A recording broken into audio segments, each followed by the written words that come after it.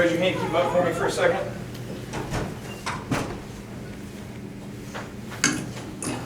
I was really pleased with the way we came out and played, especially in the first half.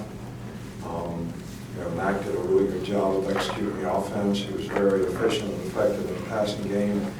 Did a nice job on third down, kept a lot of drives going. I think we had 4 turnovers or whatever on defense in the second half, which led to 24 points, which was, really good. Thought the guys played hard and competed hard in the game.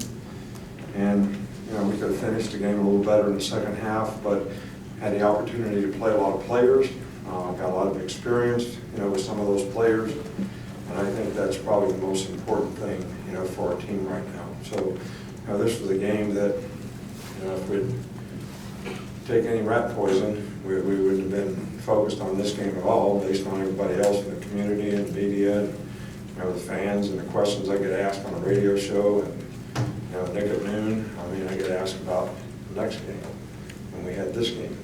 And I was really pleased with the way our players stayed focused on what they had to do in this game so that we could improve as a team. I'm sure there's things that we will see in the film that we could do better, but I think our guys competed hard in the game, they played hard in the game, and took care of business the way we wanted to. From an injury standpoint, Najee just barely twisted his ankle, he's fine. Could have went back and played in the game, we just didn't put him back in the game. Smitty has a bruised shoulder. He'd probably be out for, a few days, but should be fine.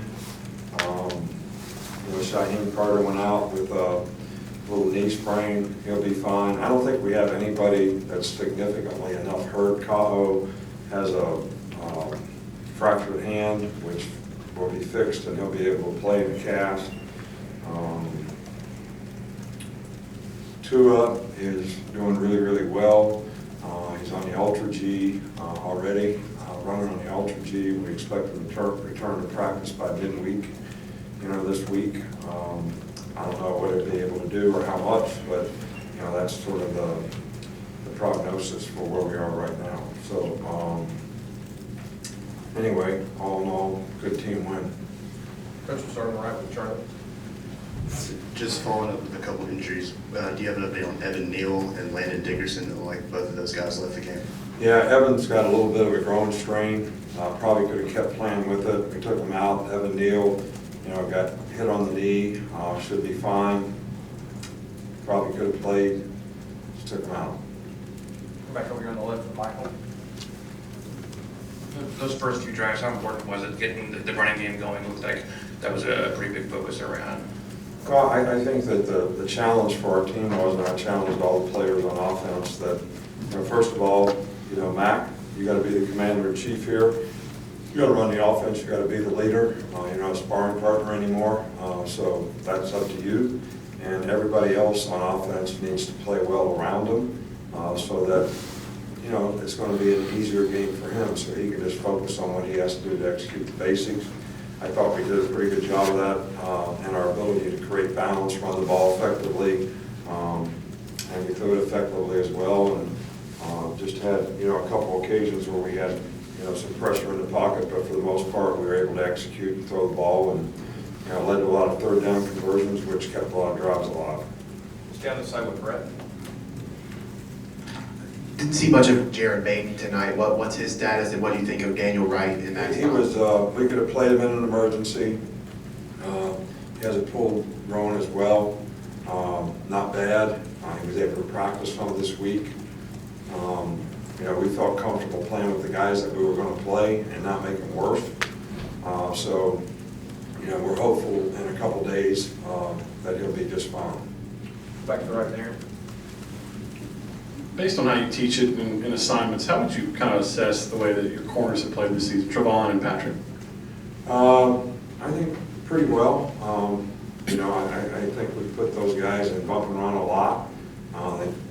They have a tough job out there a lot of times on some pretty good skilled players, and other than a couple pass interference calls, I think that they've done a pretty good job for the most part. And if we can keep them playing the ball, I think that'll be good as well. But we're also going to play against some really good challenging guys in the future, and it's going to require them to be at the top of their game.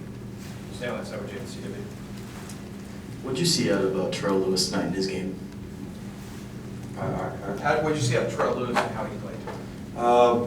Terrell's played really well. I thought he pressured the passer a couple times and did a good job of playing his position. And, when we have him and Anthony out there, I think it really helps our edges, helps our pass rush.